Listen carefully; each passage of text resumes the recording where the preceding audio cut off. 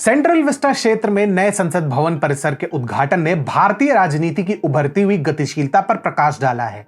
पार्टियों के बहिष्कार और भाग लेने के पसोपेश में इस आयोजन ने नए महागठबंधन, विपक्षी गठबंधन के आकार और आगामी 2024 के लोकसभा चुनावों पर इसके संभावित प्रभाव की झलक प्रदान की है। नमस्कार मित्रों, टीएफआई पर आपका हार्दिक स्वागत है और मैं निमेश पांडे आपको अवगत करवाऊंगा कांग्रेस के नेतृत्व वाले महागठबंधन की आगामी डायनामिक्स के बारे में और कैसे अन्य दलों की भूमिका को भी नजरअंदाज नहीं किया जा सकता है। तो विलंब किस बात की? चूंकि नए संसद परिसर का उद्घाटन निकट आ रहा है, विपक्षी दलों की एक बड़ी संख्या ने इस आयोजन का बहिष्कार करने का निर्णय किया, सत्तारूढ़ सरकार के प्रति असंतोष व्यक्त करते हुए। और वो अलग बात है कि इनके मापदंड काफी हास्यास्पद रहे हैं।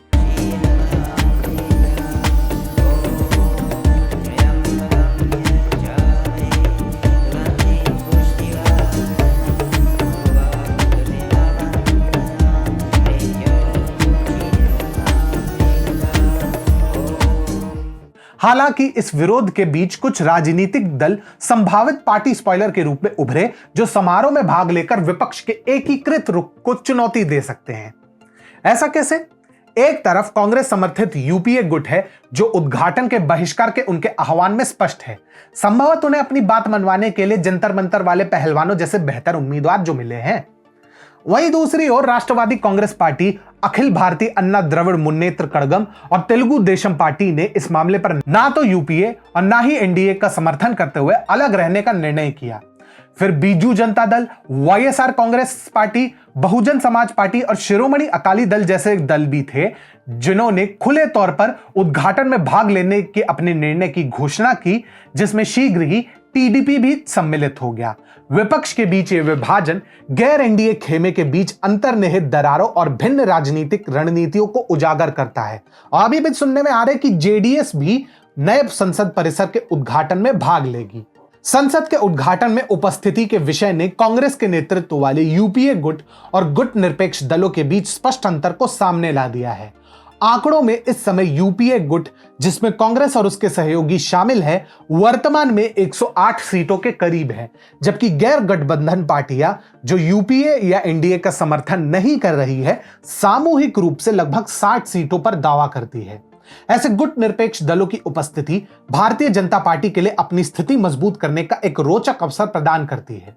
इन 60 सांसदों का समर्थन हासिल करने की संभावना से भाजपा संसद में आने वाले समय में अपनी स्थिति काफी मजबूत कर सकती है। सदन में बहुमत हासिल करने से सत्तारूढ़ पार्टी को 2024 के लोकसभा चुनावों में अतिरिक्त लाभ मिलेगा। इसके अलावा 2024 के चुनावों के लिए गतिशीलता अनप्रेडिक्टेबल बनी हुई है। ऐसा इसलिए क्योंकि तृणमूल कांग्रेस, आम आदमी पार्टी और अन्य जैसे दलों के पास अंतिम समय में अपना रुख बदलने या अपना समर्थन वापस लेने की क्षमता है। इस तरह के परिदृश्य के परिणाम स्वरूप कम से कम यूपीए को 30 सीटों का नुकसान हो सकता है, जिससे 2024 की राह सभी राजनीतिक हितधारकों के लिए और भी पेचीदा एवं चुनौतीपूर्ण हो जाएगी। ऐसे में यह कहना गलत नहीं होगा कि संसद के उद्घाटन प्रकरण ने भारत में एक जटिल और विकसित राजनीतिक परिदृश्य का खुलासा किया है। बहिष्कार करने और शामिल होने वाले दोनों गुटों की उपस्थिति एक नए महागठबंधन के गठन और सत्ताधारी सरकार के समक्ष आने वाली चुनौतियों का संकेत देती है। गुट निरपेक्ष दलों के पास महत्वपूर्ण संख्या में सीटें होने के कारण भाजपा के पास अपने समर्थन के आधार का विस्तार करने हेतु और संभावित रूप से संसद में बहुमत प्राप्त करने का सुअवसर भी है। परंतु 2024 के लोकसभा चुनाव की राह में अनिश्चितताएं और अंतिम समय में बदलाव एक निर्णायक कारक बने हुए हैं।